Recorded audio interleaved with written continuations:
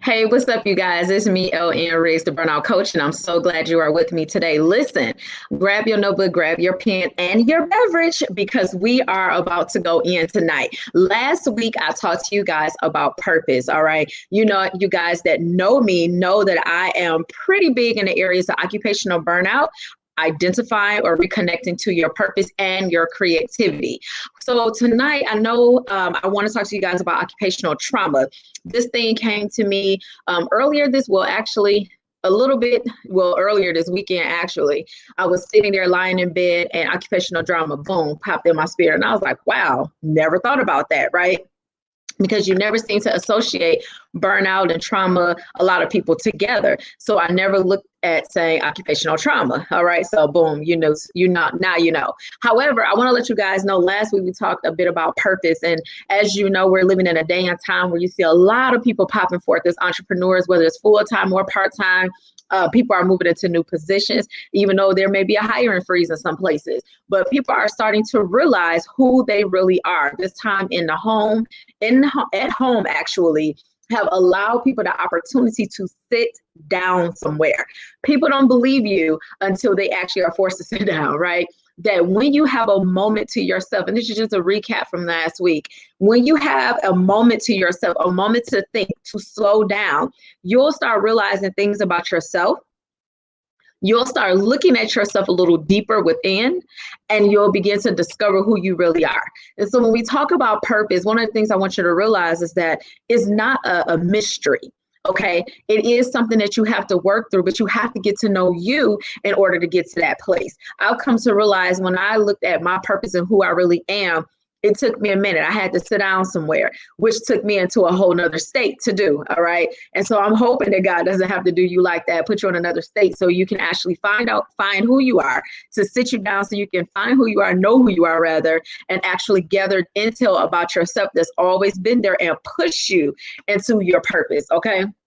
And so I just want you guys to know that you need to take a minute out. I always tell people, hey, take about 30 minutes in in the morning, or maybe 30 minutes in the evening, or 30 minutes while you're, well, not driving, but because you might want to write notes, but 30 minutes to yourself at least, just to sit down, not have a conversation, but don't start answering yourself back, but to really ask yourself, what is my God-given purpose? Like, why am I even here? What am I supposed to do? And even though I knew social work was my jam, it was my thing, right? One of the things I did not realize is how I would really use it. And so that's where I'm going with this. I love social work. Always have love helping people, right? But I never knew that all of the years that I have been helping people, speaking to them, there was one common question I would ask everybody I encounter, even coworkers. What do you want to do? What is it that you want to be involved in? Where do you see your life? What does that look like? What if you could have that today? Like, what would that look like for you? What if I told you that it could happen? What would you want to do the first plan? Like, what would be your first step? And so these kind of conversations came back to my remembrance like a flood, and it showed me that you've been operating as the burnout coach. You've been operating as LN Riggs at MSW for quite some time, and operating in a place of helping people identify or reconnect to their purpose. Now, when I talk about reconnect to your purpose, sometimes life happens, right? Such as burnout, high levels of stress. Okay. It happens. And when life happens, what I've come to realize is that we disconnect from some things. All right. Most of the time, things that we love, because we become consumed with the very thing that actually is happening in our lives at the moment. And it's not so much that you can't bounce back, but sometimes people lose their bounce back. They don't get back up again and get back into it. So then they sit dormant on their dreams and their goals, their entire purpose, and look up and say, well, dang, such and such is doing this, and that's what I was supposed to do, and I was supposed to do, becomes their everyday language, to the point they get comfortable, right? And so you can't get comfortable with the I was supposed to do type of language, because when you get comfortable with that, what happens is you make no movement to the place where you ought to be. All right. So somebody write that down, scratch that out of your vocabulary, or scratch that out of your mouth totally. Not vocabulary, but totally out of your mouth. That particular statement, I was supposed to do. And start writing, I will do, I have a goal to accomplish in this particular area and write it down. These are my goals. And even though your goals may be big, I am a very, very, very, very big advocate of you breaking those goals down to very small goals, small steps. No one is rushing you. All right. You'll be accelerated in due time. You will be great in due time. But in the meantime, you always need to build your foundation. Somebody write that down. Build your foundation. And I'm talking about this, and I didn't just went with it, okay? So I'm going to go with it. Even though I got all these notes, I'm going to go with it. You need to actually get to the place of understanding you need to build a foundation before you just up and quit a job, before you just up and start a business. All right. And so when you build that foundation, well, what does that look like? Well, first of all, is knowing who you are.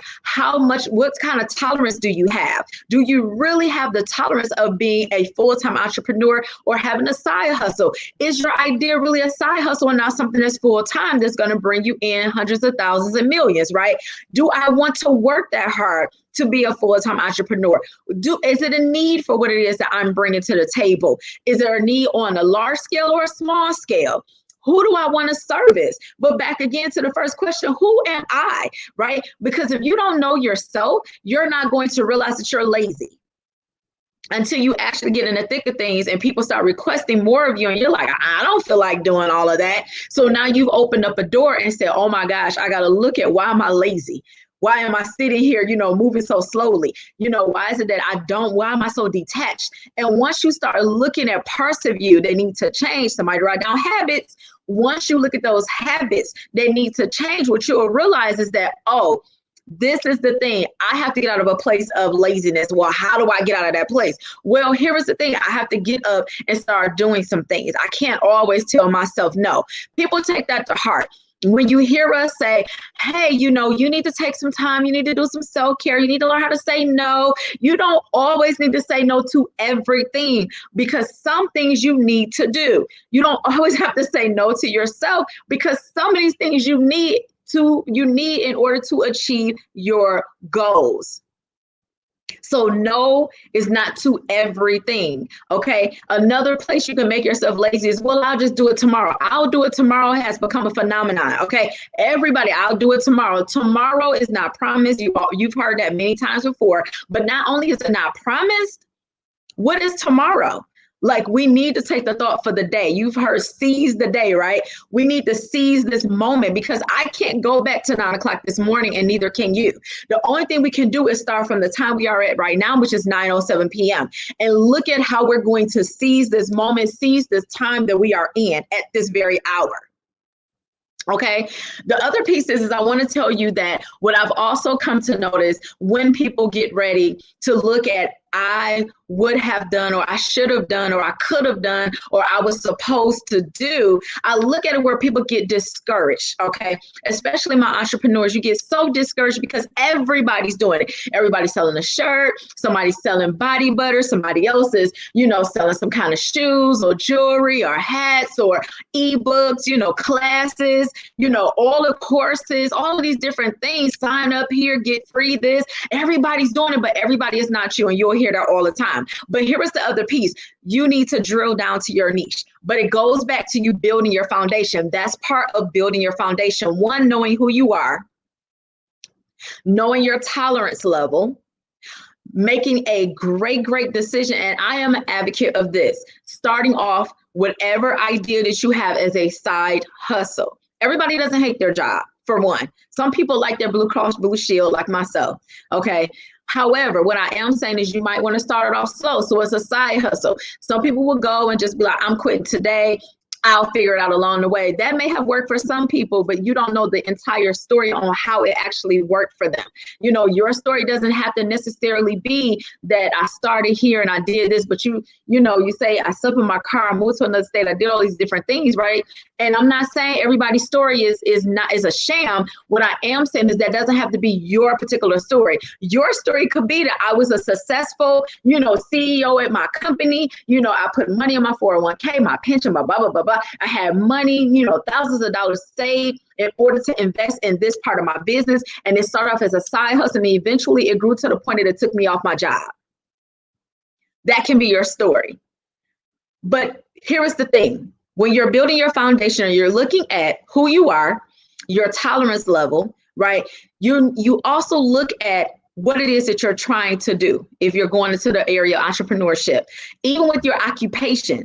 I'm not a big job hopper. I'm not one who wants to leap from position to position, this job, that job. I'm not big on that.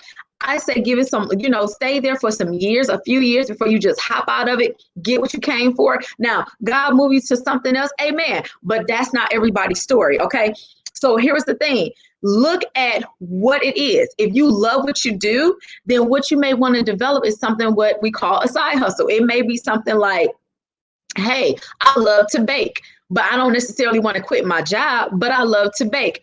One of the things my sister Raquel and I have been talking about is dealing with being a part-time entrepreneur, right? A lot of times people make it appear as though it's the worst, or if you're a part-time entrepreneur, you're not doing this, you're not grinding. First of all, I may love what I do. However, I have a passion for something else as well, right? And that's perfectly fine. Because here's the thing, my purpose in social work is to help people to do what? Overcome burnout, identify their purpose, reconnect to their purpose, stay connected, and actually reconnect their creativity. And for some of those people come out of that into having a side hustle alongside their main job, okay? Boom, that's just who I am. Looking at you occupationally and as an entrepreneur. That's me, right? That's what I do. While I'm still working full time in child welfare, that's fine. You may have that. So you drill down to your niche, right? Even when it comes to your occupation, you may drill down to your niche. And I'm going into occupational trauma and entrepreneur trauma in a minute. So you drill down to your niche, right? You drill down to your niche, to the very thing that you really do love, have a passion about. You may absolutely love to bake. It's your pastime. You get in the kitchen, you bake around the holidays, like now Thanksgiving is coming. You may have 30 orders for pound cakes, right? And you say, I got 30 orders for pound cakes. This weekend, I'm baking all 30 of my cakes. And I'm not saying that's realistic. I don't know. But you're baking all of your cakes, right? And you still work and have to meet deadlines, which is fine. Here is the thing. You drill down that pound cakes as your side hustle is your thing, and you being an attorney by day is your jam as well, right? I was purposed to be an attorney because I'm able to help people do blah, blah, blah. But what I also realized is that God gifted me to be able to bake, which may even lead you into a place of giving people giving them advice on certain things. You just never know how your purpose begin to intertwine with one another in the things that you do. All right. And so here's the thing.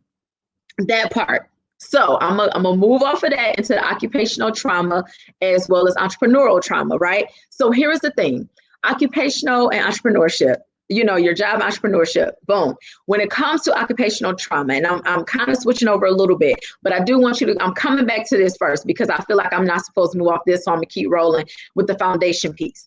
One thing about having a solid foundation is really hard to blow your house down once it starts getting built, because it's built on a solid foundation. That's in the Bible. You can look it up. Google it. You look at that. And when you have a solid foundation, even though life happens, trauma may come, you'll find yourself back to the center of that thing because it's solid. So I had a moment in my life as the burnout coach where I straight up, I think I took off almost 2 years, right, from doing anything. As the burnout coach, I experienced entrepreneurial trauma, right? Where it was like nobody signed up for a class. I was like, this couldn't be for me. Then it appeared as though nobody was signing up for another class. Nobody was buying the ebook. I was like, well, this is just, entrepreneurship is not my thing. Maybe the burnout coach is done. I'm done. I'm out of here. So for 2 years, I was in silence, right? Only to be bubbling over on the inside, but nobody really knew. I just went on about my business like, shut it down. It is what it is, right? So I suffered that trauma, which is basically a disturbing type of experience that you have, right? A physical injury is what they call trauma, but this was like a mental injury, more like psychological trauma, okay? It was an experience that I had that caused some mental damage where I was like, Doubt came up, fear came up, and these are just some of the ways to recognize it. Doubt came up, fear came up. I was paralyzed in fear, okay? Not only was I paralyzed in fear, but at the same time, I was like doubting myself, like maybe this isn't for you. Maybe social work isn't from you. Maybe you do look at something else, honey, because this isn't the lane that you should be in. We got about one more minute and I'm getting out of here. The other thing is I noticed that I would like have dream about it, right? And I would just jump out my sleep like, oh my gosh, this sucks. This is not what this is supposed to be. At the end of the day, what you'll come to realize is that when you do suffer that type of trauma, when you have a foundation that was already built, you start finding yourself again. So I found my way back to the burnout coach. I found my way back to dealing with occupational burnout and purpose. I found my way back to doing what I have a passion of doing, what I love, right? And so how did you find your way back? I'm sure you're saying like, well, how did you find your way back? One of the things is I had to deal with the fear. I had to deal with doubt. I had to deal with those words that was coming in my mind telling me that I was not. And I had to look back old videos I looked at and I was like, golly, girl, you was really on fire. Looking at old comments and old pictures, old quotes. And I had to really look at old notebooks. I had to revisit who I was. I had to look at that thing and say, was this really you?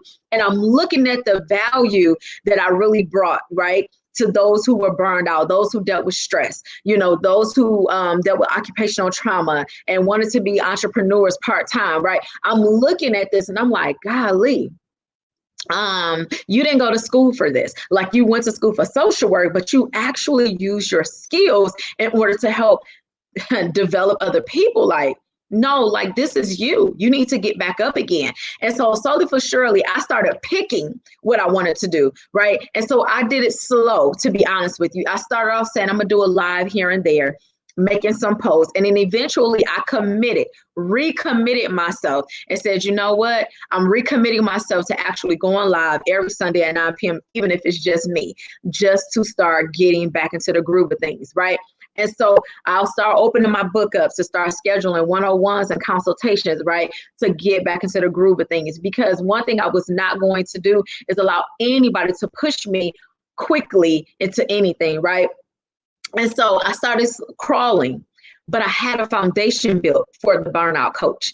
I had a foundation built for LN Riggs, right? The foundation was already there. I had all of the information that was already written that I had written years ago. I already had ebooks and all of these different things. So the foundation was actually built. Okay. And so what I'm saying to you is you have to build a solid foundation. Even in my occupation, there was a moment where I walked away totally from my job. Okay. I quit my job. Well, I walked off my job a couple of times, and I'll tell you guys that story some other time. But there was a moment when I actually just was like, I'm going on straight up leave. Like, this is it. I believe I'm supposed to quit. I think this is what God said. I'm done. Right.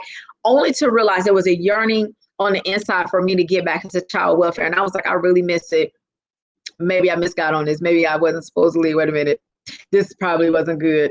But then again, I love doing this, but I really missed. So I went back. And when I got back, it was like I never left. And I realized this is my place. This is who I am. You leave things because of what you experience. And when I talk about occupational trauma, let me get to this. When I talk about occupational trauma, these are some of the ways that it happens: through verbal threats from management. Also, what we call second, Lord, I lost it just that quick. STS is what we call it, so secondary traumatic stress. All right. We hear about that from dealing with, different experiences, but it can come from even something that happened to your teammate, maybe a write-up. Okay. That happened. Those type of things set up the type of trauma on the inside or mentally where now you're suffering from stress and then burnout. Okay. Because your perfectionism come up. So now you're an overachiever because this trauma has affected you in such a way where you can't think clearly. You're trying to be a perfectionist to make sure that you don't get written up, to make sure, you don't receive the verbal threats of, if you don't have this in, it's a possibility we may have to let you go. Those type of things. That's a verbal threat, right? Also, that you don't let your team down because you don't want your team to all get fired or laid off or whatever. So now you're looking at perfectionism. Perfectionism will kill you. It will put you in the ground, not physically, but mentally, emotionally, right? And physically. when you are a perfectionist, that's a whole nother story for another day. I'm way over my time. I'm gonna get this maybe one more minute. I'm cutting it off. So I want you guys to know that piece, just that little bit. The other piece, when I talk about entrepreneurial trauma, right? And I talked to you about that just a minute ago, the trauma that I experienced with not having this class go, even when you have something that just failed totally and everybody knows it failed, right? That type of trauma, when you experience that type of mental trauma, right? You look at that and you say, I'm never going to do this again. And so then when you start making those type of vows to yourself, that vow begins to stick, right? And then you start walking that vow completely out, that I'll never do this again. And then you start walking in a place of just being uncomfortable, and some people miserable, because you're not doing what you really love because of the trauma that you experience, and you can't see yourself getting back out there because you believe, I'll get hurt again, I'll get dumped on again, I probably will, nobody will sign up again, everybody will walk away, I'll be the laughing stock. So you walk away instead of falling. You know how you're teaching a kid how to ride a bike, and they fall off a bike and scrape their knee, and you say, oh no, it's okay, come on, you got this, and you get them back on the bike. Because if you don't get them back on the bike, what happens is they'll be afraid and never want to ride it again. That's the whole concept of when a child falls, you wipe them off, wipe their tears, put their helmet back on and get them back on again, because you want them to learn how to ride the bike and to not be afraid of it. So tonight I'll leave you with this before I get off, because I'm 5 minutes over. I want you to be like that kid on the bike. I want you to get back up again. I'm wiping away your tears. Okay. I'm kissing the boo-boo on your knee, but not for real. Put a Band-Aid on, probably pour some peroxide. I'm sure not kissing no knees. I know adults, but I'm just saying, just for the visual, right? Not only that, I'm looking at you on the face and I'm saying, listen, okay. I know. Giving you a hug. Look, I know. I got it. Yep. Giving you some tissue. Wiping the tears. Listen to me. Because you have to do that. Because, the kid at this point, right? They can't breathe. They about choking. You know what I'm saying? Listen, I get it. I know they didn't feel good. Right? I know, I'm going to beat that ground up. Like, I know that it hurt. I know it did. But you can do this. You got this. I'm going to put you back on this bike again, and I want you to pedal. All right? Don't think about what just happened, that you fell off. It happens. Mommy fell off too, right? So listen, that's what she'll say to a kid. But the burnout coach fell off too and had to get back up again. Okay? And she's building and she's going. And she's going to go to the goal that she has, right? So I'm telling you now, I get it. Get back up and get back on that bike and start riding it again. Your foundation, make sure it's solid. Get yourself a coach, a business coach, right? Mine is Coach Shar. My Coach Shar. That's her website. You can look her up. She got me. She went through that process with me, and then looked at me and say, "Listen, I'm telling you, come on." And so as a burnout coach, I'm telling you, I get it. Those verbal threats, no, we're not going to let fear come up against you. No, you are built for this job. You have the skill that it takes in order to make it through this occupation.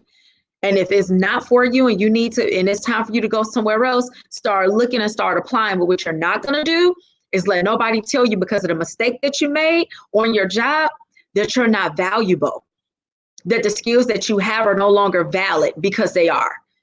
I need you to get back on that bike again. Even as an entrepreneur or your side hustle, right? Even to that. Okay, it didn't go off the way that you wanted to. It didn't get the amount of people that you wanted. I get that. But I need you to get back up on it again. Look at it. See if something needs to be revised. See if you need to just change the cover to your ebook.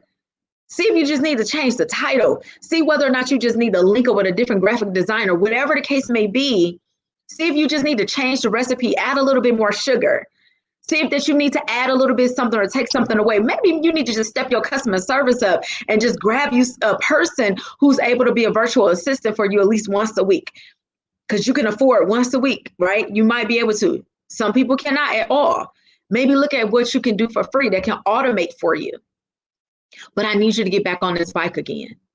So I'm L.N. Riz. I'm the burnout coach. I love you to pieces. I really do. But I want you to get back up again. That was not even a title of my freaking live, but it's okay. We flowed the way that we flow. We did what we had to do. That's the title. We moving on. Listen, check me out on Instagram if you have not. My Instagram is LN Riggs. You can also find me up under the Burnout Coach. Check me out on YouTube. I'm trying to get this YouTube thing going. Listen, I am not a pro at YouTube. Facebook, Instagram is my jam. But YouTube, I'm trying to make sure I get myself on YouTube. But I want you guys to know this. Today is the day to grow. I need you to go and get the peroxide, pour it on your little boo-boo, clean it. I need you to get your Band-Aid, put it on, right? Because it's time to heal from the trauma, the occupational trauma. You're valuable. The entrepreneurship, it didn't work. Look at what needs to be tweaked, or if you need to throw it all out again and start over. Listen, let me tell you this, and then I'm out of here, for real. I'm out of here. As an entrepreneur with a side hustle, right? I'm her. That's me. What I need for you to understand is there are some things that did not work. I found it was a me idea. I am an idea incubator, right? That's why you might see ideapreneur on some of my stuff, because you come to me, you say something to me, I got 5 ideas for the one that you just said you had, right? You tell me a skill you have, I can give you 5 ideas on how to make it a side hustle. That's just who I am. That's how I'm wired. Everybody doesn't know that, but those who work with me and know me personally, they call me and I'll be like, oh, you said what? Okay, well, have you thought about these 10 things? They'd be like, I got to hang up because you got 10 ideas. Lord have mercy. Let me write this down. All ideas will not work. They will not. All ideas are not for you. You may have somebody that you know that's flow well in a particular, I may have an idea for a baker. I do have an idea for somebody that bakes, right? And I have this idea, I have it literally written down. But let's just say that person, I'm not going to take an idea like that and use it for myself because that's not even my thing. But I'll give it to somebody I know that bakes. I have a laundry service idea. I'm not about to do that, but I'll give it to someone who has a laundry service, right? I have an idea for a speaker. I have an idea for an event planner, right? I have these ideas and I love planning, but I don't want to be at your event all day running around. I don't mind coming to the table and give you 50 ideas that you can use when you do your event. But what I'm saying to you is this. I have these ideas, but they're not all for me. Some ideas you need to look at and say, was this a God idea or just this look good because I saw somebody else doing it and I want to do it too? Some ideas are not for you to do. Some are for you to pass along and some are for you to just X out. And here's the last piece, and I am out of here. When you write down these ideas, to all my side hustlers, okay? When you write down these ideas, we need a space for this kind of thing right here with the side hustlers, because this is where I end up when I get done with my academy. I end up with people that's like, oh my gosh, like I did not know that I could turn this into cash. I'm like, yeah, you ain't know that? I'm not one who can, I don't write down, oh, I can make you 10 grand. I can give you the idea and the plan, and how you execute it and what you make from that is on you. But that's just me. I pass you along to the business coach. I pass you along to somebody who can help you organize it all, do all the little bits and pieces. And, you know, I'm not that girl. I'm the one who's going to say, oh, so you want to bake? Okay, cool. You do that now. Oh, do you love it? Do you like it? Is it just some pastime, or do you have a passion for it? Like, let me know how much you like this.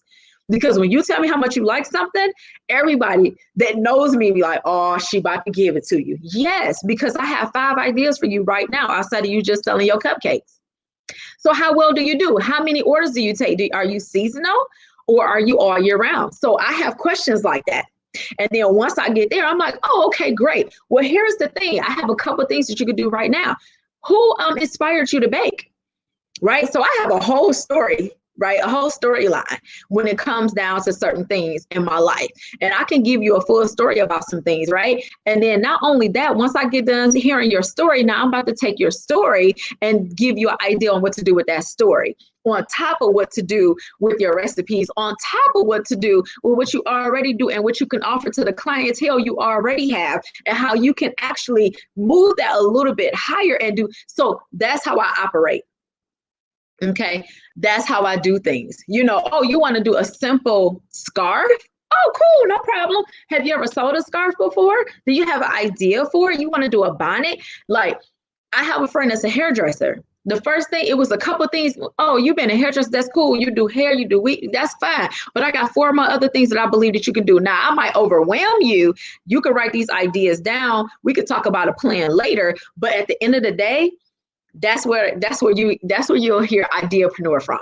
That's me all day long. I just let you guys in on the secret. But what I'm saying to you is this. for all my side hustlers. There are skills that you have. There are things that you're doing right now that I need you to look at. Is my foundation solid? When I look at the burnout coach, I look at my foundation because I need to know that when I have a bump in life, that I'm able to jump on it. Automation, I'm learning that. The automation is really your friend. And I'm getting off of here, y'all. I've been on here way too long. But automation is your friend. The ability to put things on auto, right? All of your content, even classes and things like that. I'm learning and I'm getting to the place where I'm like, okay, I love being live, but I need to automate some things because I don't want to leave my peeps hanging. So I'm learning how to automate things, right? And not just sit there and, just let things go by the wayside. You learn automation is your thing. I follow Janelle B. Stewart on Instagram. I'm getting more into her content creation class, right? And so I'm looking at that or whatnot, and I like it. She gives great, tidbits on how to do your content. She has a couple of, free courses and stuff like that I've looked at. And so I'm waiting for her membership to open back up. And I'm just looking at how I can better myself because I already have a foundation for the burnout coach, but there are some things I need to level up on.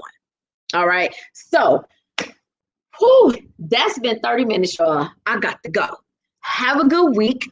I hope that you were motivated or something that was said, or you got some fire under your butt, right? For all of my people, I don't know what you want to do and how you want to do it. I get excited when I'm ready to give ideas. If you tell me something you do, if you hit me on my inbox or DM me on Instagram or whatever, and I guess I should put a link up so you can schedule a consult call. I'm going all the way in. Like, so what's your idea? I talked to a girl before. I'm about to get off. Really, I am. Talked to a girl not long ago, and the field that she's in, I was like, well, you ever thought about that you can create this for that in order for you to continue on at what you love? Do you feel like that you can handle the in addition to? Because when you look at doing a side hustle, you need to understand that if you're a full-time employee, you're looking at in addition to, right? So I'm a full-time supervisor in child welfare. What I do as the burnout coach is in addition to that. I do another thing even at church is in addition to that. So I have a few things that's going on full-time, part-time. Me being a burnout coach is in addition to. So you have to look at that and see how that is. For my people that's catching the replay, hey, I'm so glad that you came and you stayed. For my people that stayed on with me and hung all the way, God bless you, love you. I also have a friend too who does Virgin Vegan, right? Ebony Mosley. You can follow her. She's on Instagram and she's on Facebook. And so even with her, she has really good ideas and she has a podcast, right? And there's a couple ideas floating in my mind for you, Ebony. So if you're watching, I got to inbox you about that. But I just want you guys to know, listen, hit me in my DM, hit me in my inbox. If you have something that you're doing and you like, you know what, I kind of need a little idea on this now. I'm not going to be with you for like a whole hour and 2 hours trying to get through and work through a plan and all of that. You have to come and do a whole consult, but you have to set up an actual call face to face so we can work through that and develop a plan. That's something that you will have to schedule yourself for. But outside of that, that's it for me. Catch the replay if you missed anything. Have a good week. Happy 1 hour back. It's 9:32 and I feel like it's midnight. Love you guys so much. I'm going to snatch this wig off, snatch these lashes off, wipe this lipstick off, get into some pajamas, and probably watch Hallmark. Have a good one, y'all. Have a good week.